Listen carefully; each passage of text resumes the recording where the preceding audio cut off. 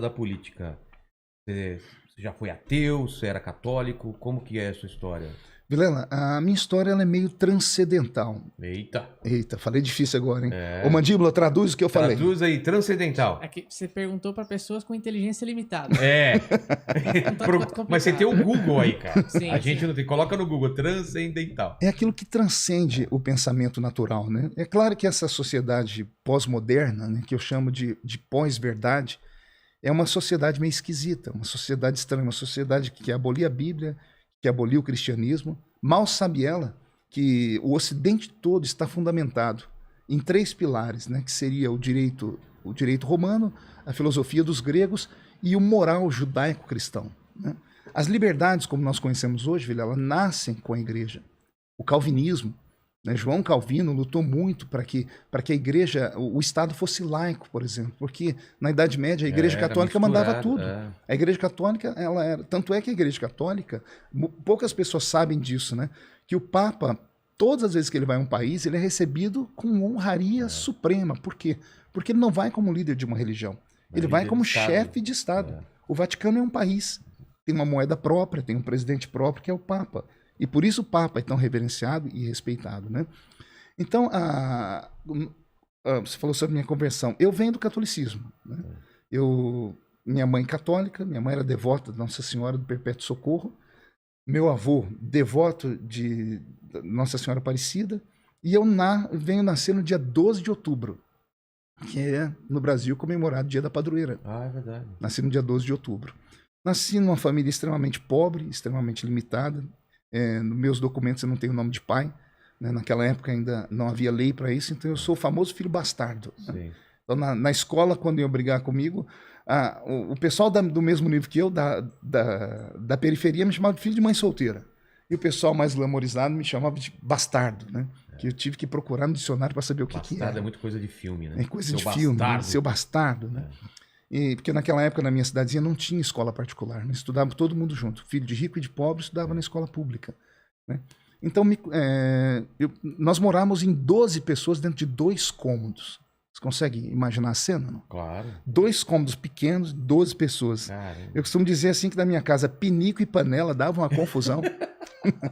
Que uma hora a panela estava debaixo da cama, o pinico estava em cima do fogo. Era coisa muito simplória. A gente vivia abaixo da linha da pobreza.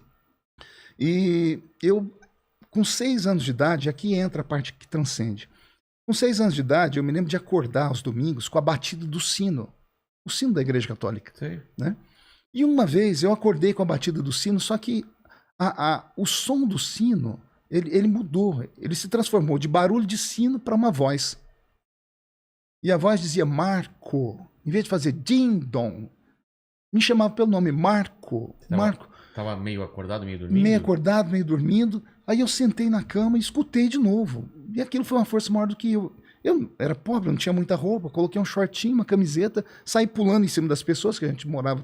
Quantos anos isso? Eu tinha 6 anos. A gente se aninhava tudo em cima Então, um do não posso nem outro. falar que era maconha, né? Porque não era. Não era, ainda não. A maconha vem depois. Ah, é? É, Olha. a maconha vem depois. Aí eu saí dali, a minha casa morava no fundo de um terreno que dava uns 100 metros da Igreja Católica, da paróquia Cristo Rei. Então eu saí e fui para frente da igreja. Eu segui a voz que era antes a batida do sino.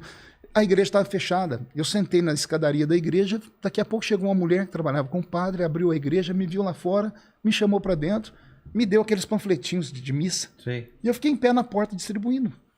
Eu passei a missa toda ali. Quando terminou a missa, eu não sabia voltar para casa.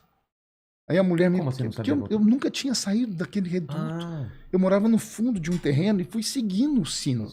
Quando eu cheguei na porta dele, eu não sabia voltar para casa. Me levaram para casa das freiras. Não eram freiras, eram as mulheres que cuidavam da paróquia. E eu fiquei ali, cidade pequena, daqui a pouco um comento com o outro, descobriram que eu era o filho da dona Lúcia. Chegou na porta da casa da minha mãe, a polícia estava lá. Putz, minha mãe, desesperada, achou que tinha sido sequestrado, né? Aí as mulheres falaram para minha mãe, não, olha, ele tem uma vocação, ele tem uma chamada. Você tem que instruir esse menino na igreja. Eu comecei a frequentar a igreja com 7 anos. Com 8 anos de idade, eu já frequentava o catecismo. Com 9 anos de idade, eu li a Bíblia católica inteira. A minha mãe era empregada doméstica e a patroa dela deu a Bíblia para minha mãe emprestou a Bíblia para que eu pudesse ir para o catecismo, a Bíblia Ave Maria. Eu li a Bíblia Ave Maria de capa a capa, sem entender nada. Mas enquanto os meninos iam brincar, eu ficava lendo aquilo. E isso me mexeu comigo. Ao ponto de, com 10 anos de idade, eu fiz a primeira comunhão. Acho que fui o primeiro menino do estado de São Paulo a fazer a primeira comunhão com 10 anos de idade, porque tem que ter 12 anos. Ah, é? Eu fiz com 10 anos por conta de tudo isso. Pediram autorização na Diocese de Franca, que era a diocese que cuidava das igrejas ali do interior de São Paulo, e eu me tornei um coroinha do padre naquela época, né? Então, tudo na minha vida foi muito precoce. O que eu estou te contando aqui, eu dei essa entrevista para o Cabrini. Cabrini foi na minha cidade, fez uma entrevista comigo sobre isso, e eu levei ele nos lugares. Tá. E o que é mais interessante, ele filmou a igreja, tem lá a paróquia Cristo Rei, tem a torre, só que quando filma não tem sino. Por quê? Nunca teve o sino. Como nunca teve Os isso? fazendeiros que davam os sinos para a igreja, o fazendeiro que ia doar o sino para aquela paróquia, morreu. E os filhos não quiseram doar. Então foi feita a igreja, tem a torre, não tem sino. Então você não escutou o sino? E eu Quer dizer, você escutou o sino, mas não era... Não existia sino. Por isso que eu disse que é por isso transcendental. É algo espiritual. Algumas pessoas podem não acreditar, podem achar que isso é loucura, né? Mas o cristão verdadeiro, ele acredita em milagres. É. Ele acredita no sobrenatural. E assim começou a minha vida.